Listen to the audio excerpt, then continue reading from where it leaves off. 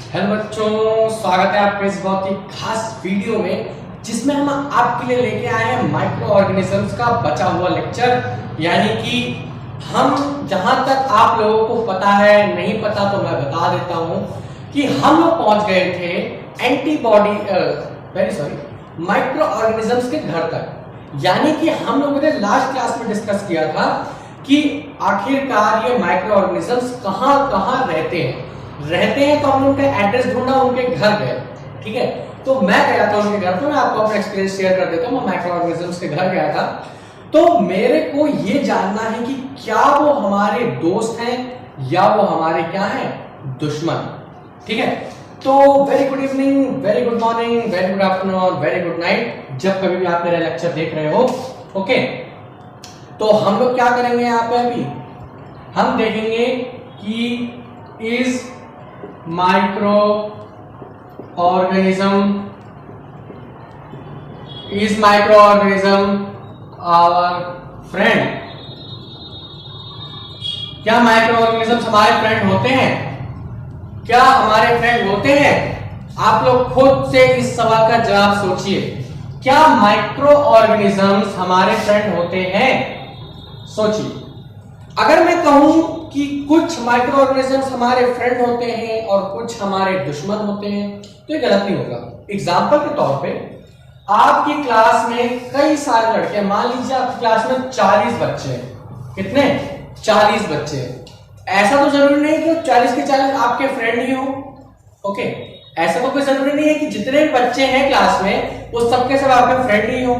By chance किसी से आपकी कोई दुश्मनी हो, मान लीजिए 5 लोग हैं। ओके, 5 लोगों से आपकी दुश्मनी है और बाकी के बचे हुए 34 लोगों के साथ आपकी दोस्ती है। भाई आपकी क्लास में 40 बच्चे हैं टोटल, तो आप भी तो उन 40 में ही हुए ना, तो आप अपने आप को अपना दोस्त बना लोगे। तो उन 34 बच्चे मान लो कि आपकी क्लास में आपके दोस्त हैं, बाकी के 5 दुश्मन हैं, और ये 5 दुश्मन इन 34 दोस्तों पर भारी पड़ेंगे। कैसे कि दोस्ती या इतनी बेस्ट नहीं होनी पाएगी 35-34 बच्चों से, लेकिन 5 लोग जो दुश्मनी करेंगे ना, वो इतनी भयंकर दुश्मनी करेंगे कि आप सोच भी नहीं पाओगे। ठीक है, तो मैं आपको बताता हूं सबसे पहले, अगर ये हमारे फ्रेंड हैं तो क्यों है, फिर मैं बताऊंगा अगर ये एनिमीज हैं तो क्यों है। ओके, तो सबसे पहले हम लोग फ्रेंड की बात कर लेते हैं। तो फ्रेंड है तो ये क्यों है हमारे फ्रेंड? क्योंकि भाई देखो, अब मैं आपको इसका एक यूज बताऊंगा कि ये काम आते हैं नेचुरल अल्कोहल बनाने में। नेचुरल अल्कोहल बनाने में काम आते हैं, नेचुरल अल्कोहल। ठीक है, ये जो माइक्रो ऑर्गेनिजम्स होते हैं ये नेचुरल अल्कोहल बनाने में काम आते हैं। ठीक है, जो आपका झूठ होता है या गन्ना होता है, आपने शुगर केन का नाम जरूर सुना होगा। ठीक है, इसकी मदद से इसको सड़ाने के बाद, इसकी जो स्टेम्स होती हैं इसको सड़ा देने के बाद इसको किसी एक पर्टिकुलर टेम्परेचर पे रखा जाता है। उस टेम्परेचर पे ऐसे माइक्रोब्स पैदा किए जाते हैं जो हमारा शुगर केन का रस होता है उसको किस में कन्वर्ट कर देते हैं? अल्कोहल में, यानी कि वो नेचुरल अल्कोहल हो गया आपकी। ठीक है, तो अब यह आपका कोई फायदा तो हुआ नहीं है ना, आपके लिए तो कोई फायदा नहीं है, लेकिन जिन लोगों को पीने की आदत है ये सब चीजें, उनके लिए तो कोई फायदेमंद है, तो उनके लिए तो फ्रेंड ही होगा। अब हमारे लिए फ्रेंड क्यों नहीं है? ये फ्रेंड की श्रेणी नहीं आता है, लेकिन भाई हमारे तो किसी काम का नहीं है। चलिए कोई बात नहीं। दूसरी चीज देखते हैं, आप लोग दही जरूर खाते होंगे। दही, फॉर्मेशन ऑफ कर्ड। आप में से बहुत सारे बच्चे दही खाते होंगे, दही चीनी खाते हो। ठीक है, दही केला खाते हो, यानी जो भी किसी भी फॉर्म में आप दही खाते ही होगे। ओके, तो दही को तैयार कैसे किया जाता है? आप लोग क्या सोचते हो कि रात को मम्मी दूध में जाकर छोड़ देती है और सुबह अपने आप दही बन जाता है? रात भर में क्या मैजिक हो जाता है यार जो इतना सुबह दही बन जाता है आपका? कभी सोचा नहीं आपने? इसमें भी माइक्रो ऑर्गेनिजम्स पाए जाते हैं। बैक्टीरिया आपका दही बनाने में इस्तेमाल होता है। इस्तेमाल से मेरे कहने का मतलब आप उसमें डालते नहीं हो अपनी तरफ से, अपने आप प्रोड्यूस हो जाता है उसके अंदर। उस माइक्रो ऑर्गेनिज्म का नाम मैं आपको बताऊं, लैक्टोबैसिलस। लिख लो अपने नोट्स में, अगर आप लोग नोट्स बना रहे हो तो। लैक्टोबैसिलस। लैक्टोबैसिलस एक ऐसा माइक्रो ऑर्गेनिज्म है जो हमारा किस में काम आता है, दही बनाने में। ठीक, कैसे? रात भर में आपके साथ मैजिक थोड़ी होता है यार साइंस है हर चीज। आप किसी भी चीज को देखो, हर चीज साइंस की आंखों से देखा करो आप लोग, ठीक है? कोई भी चीज देखो आखिर ये क्यों हो रहा है ना? तो दही अपने आप कैसे बन जाता है? लैक्टोबैसिलस माइक्रो ऑर्गेनिज्म उसको बनाने में हेल्प करता है, अपने आप बन नहीं जाता।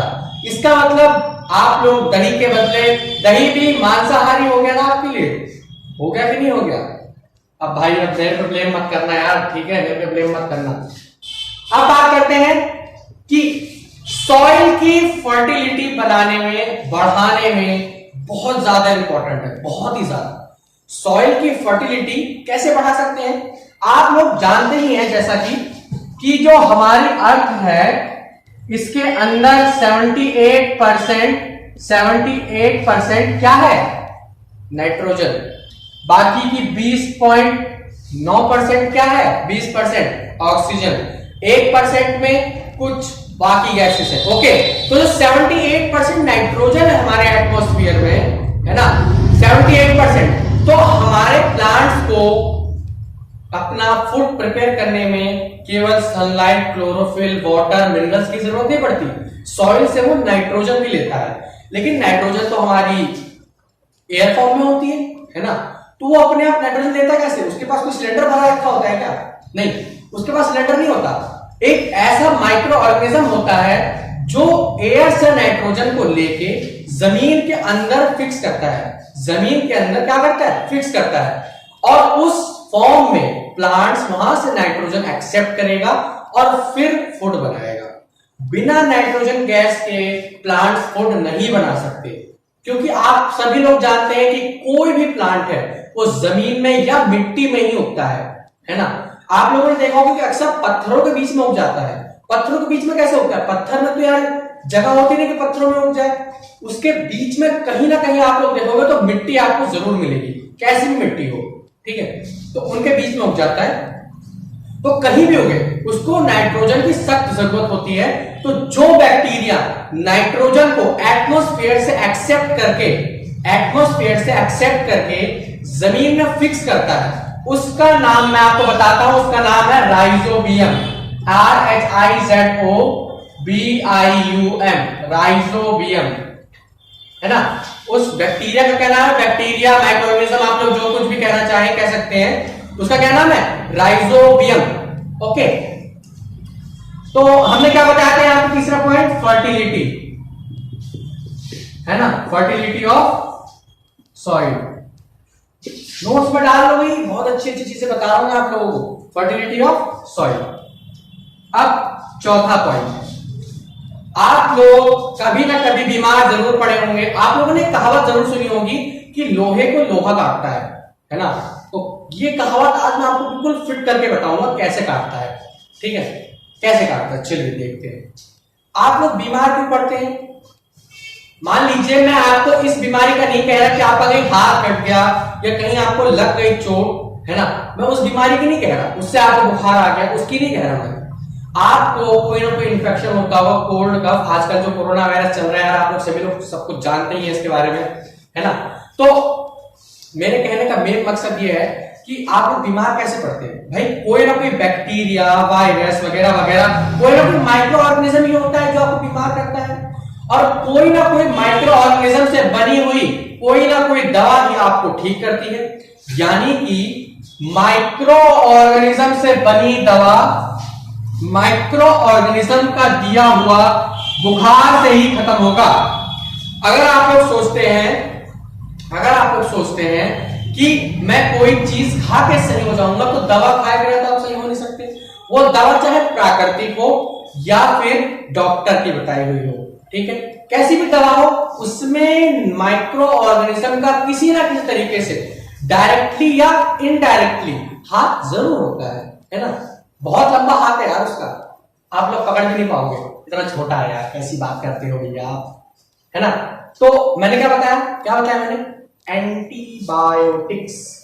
क्या बताया मैंने? एंटीबायोटिक्स, यानी कि ऐसी दवा जो आपकी बीमारी को दूर करे। यानी कि कॉमन कफ हो गया, कॉमन कोल्ड कफ हो गया, कॉमन कोल्ड हो गया, यानी कि फीवर हो गया, छोटा मोटा जो बुखार होता है आप लोगों को, ठीक है, इन सब से बचने के लिए या इन सब के होने के बाद इनसे ठीक होने के लिए आप जो भी कोई दवा खाते हो वो क्या कहलाती है? एंटीबायोटिक। ठीक है, एंटीबायोटिक बनती कैसे है? माइक्रो ऑर्गेनिज्म से। ठीक है, अलेक्जेंडर फ्लेमिंग ने 1929 में सबसे पहली एंटीबायोटिक बनाई थी, जिसका क्या नाम है? पेनिसिलिन। पेनिसिलिन की स्पेलिंग मैं आपको बता देता हूं, PENICINNIN,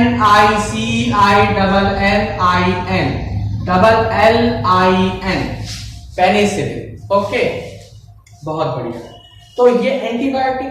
अब लास्ट बात आती है कि आप लोगों ने, अभी तो दो बातें और हैं इसके ऊपर कि वो दोस्त है दुश्मन, तो अभी तो दोस्ती की बात चल रही है यार। दोस्ती में फायदे बहुत, ऐसी बात नहीं है, ठीक। तो ये सारे फायदे तो गिना रहा हूं मैं आप लोगों को, फिर नुकसान भी गिनाऊंगा, ऐसी बात नहीं है यार, हर सिक्के के दो पहलू होते हैं, है ना। तो नुकसान भी गिनाएंगे, चिंता मत करो। फिर अब बात करते हैं हम लोग किसकी। आप लोगों ने कभी ना कभी बेकिंग सोडा का इस्तेमाल किसी न किसी चीज में जरूर किया होगा। आप लोग 10th में आओगे तो मैं बेकिंग सोडा आपको बनाना सिखाऊंगा, कैसे बनाते हैं। बेकिंग सोडा का केमिकल फॉर्मूला होता है NaHCO3, ठीक है, sodium bicarbonate, sodium hydrogen carbonate, दो नाम है इसके। इसको बेकिंग सोडा भी कहते हैं, है ना। तो हमको बनाना सिखाऊंगा, चिंता मत करो। इसे हम मेटल हाइड्रोजन कार्बोनेट भी कहते हैं, है ना। तो इससे ये हमारा क्या है? केमिकल फॉर्मूला है NaHCO3, बेकिंग सोडा का chemical formula. Sodium bicarbonate, sodium hydrogen carbonate, जो भी आपकी मर्जी हो कह सकते हो, ठीक। तो बेकिंग सोडा को बनाने में काम आता है ना। ये सारी चीजें। एक लास्ट बात और मैं बता दूं आपको, मैं आपको बताता हूं वैक्सीन के बारे में, है ना।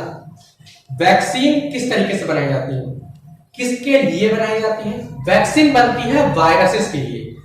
बैक्टीरिया से होने वाली कोई भी बीमारी के लिए बनता है एंटीबायोटिक, है ना, बैक्टीरिया से होने वाली। और वायरसेस से ठीक करने वाली जो दवा का नाम होता है उसे हम कहते हैं वैक्सीन। आजकल आप लोगों ने दो वैक्सीन का नाम जरूर सुना होगा, कोवैक्सीन, कोविशील्ड, है ना।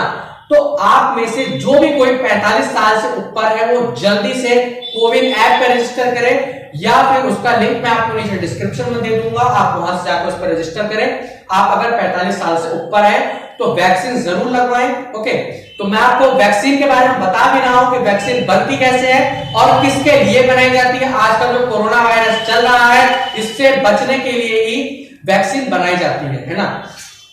अब मैं आपको बता दूं वैक्सीन का काम क्या होता है। वैक्सीन का काम होता है जब बनती है माइक्रो ऑर्गेनिज्म से, है ना।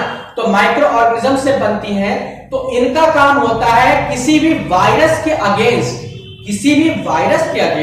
एंटीबॉडीज बनाना। एंटीबॉडीज क्या होती है? हमारी इम्यूनिटी को बढ़ाना, है ना।